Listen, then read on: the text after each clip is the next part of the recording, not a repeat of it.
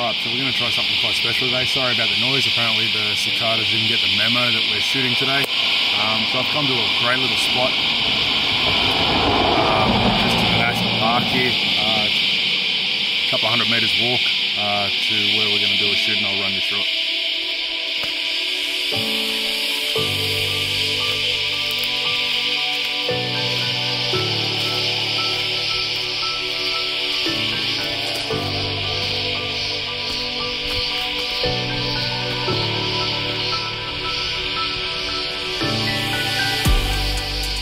Alright, so the plan is we're going to run a line or a couple of lines from this tree here.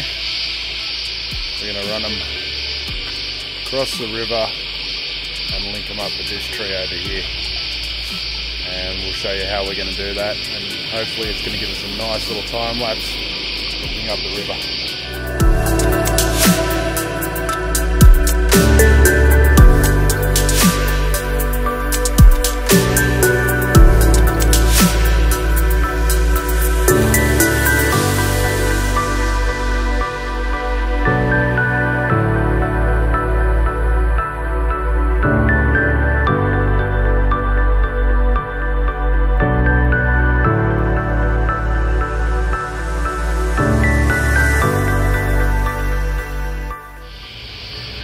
So there's a few things to consider when you're running a time-lapse like this. The biggest one is movement during the photo, during the frame actually being taken.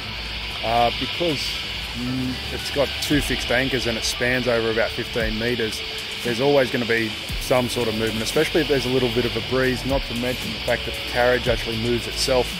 So I'm using a move shoot delay of about 3 seconds. So what's going to happen, it's going to take a frame, it's going to move, and then it's going to pause for 3 seconds before the next photo is supposed to be taken, which is of course going to affect your interval. So I've actually got the interval set to about 7 seconds. Due to how this particular one is set up, it's going to range between half a second to probably about a second in shutter speed, only because there's a little bit of water here. I want to get as much of that in as possible. I want to slow it down as much as possible, but I don't like going over that 1 second mark for running water. So of course you've got a 1 second exposure, you've got a move shoot move of about 3 seconds, which gives me about 4 seconds up my sleeve for the carriage to sort of settle down on top of that as well, right to the card, etc. But we'll see how it goes. I'm a bit worried about the linear motor. Like I said, it's quite a big span, and it seems to be quite stiff along the actual line itself. So another thing, I'm running this in aperture priority at the moment, purely because I can set the ISO to come in at a minimum shutter speed of 2 seconds. So as soon as the shutter speed gets longer than 2 seconds, which I doubt it will, then the ISO will start to go up instead. But I think we'll be alright.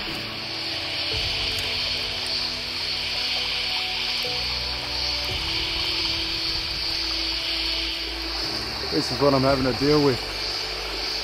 Caterpillars on the line.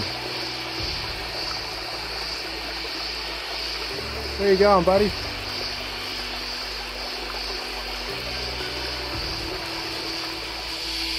So it's been a little bit of a trying afternoon.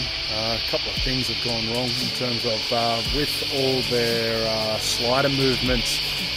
I can pre-visualize how it's going to look, so I can set a keyframe at one end and then move the whole unit all the way to the other end, set it up so it's going to finish how I want it to finish, and then hit, that's the end of the keyframe, it goes back to the start point, and then you set your ease in and ease out so it smoothly transitions into the move and then slowly ends into the move.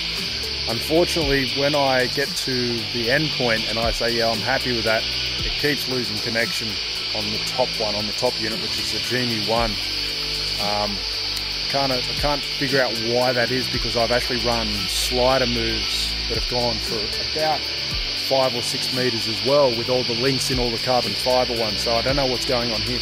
So what I've actually had to do, I've had to do it manually in terms of the wires actually have meter markings on them.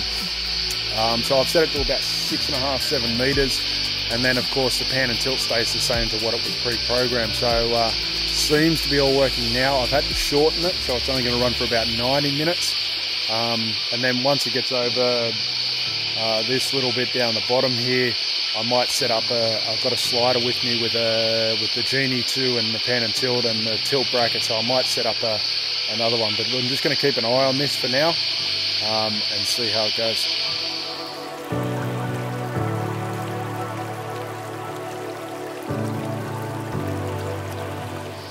Alright, so as you can see, it's making its way out over the water. I've got another one going just down a little bit. Get the knee out of the way. See him just going. So he's so that's the new unit, well, newer of the two units. A bit more advanced, a bit more user friendly, especially with the interface.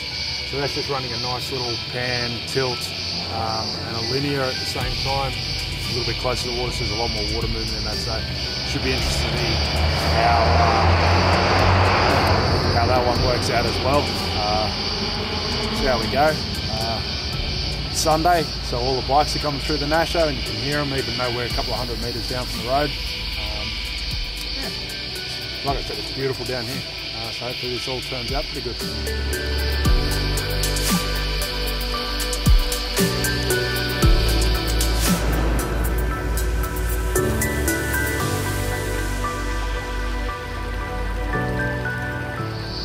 Alright, so we're about midway through.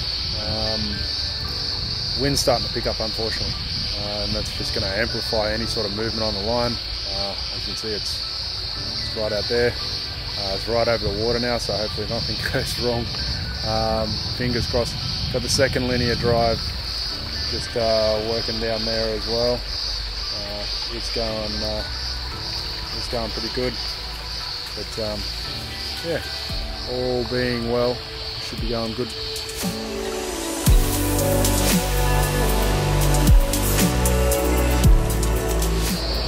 Alright, so the Slingshot is coming towards the end of its run. It's well into its easing out period. So it's slowly going to come to an end.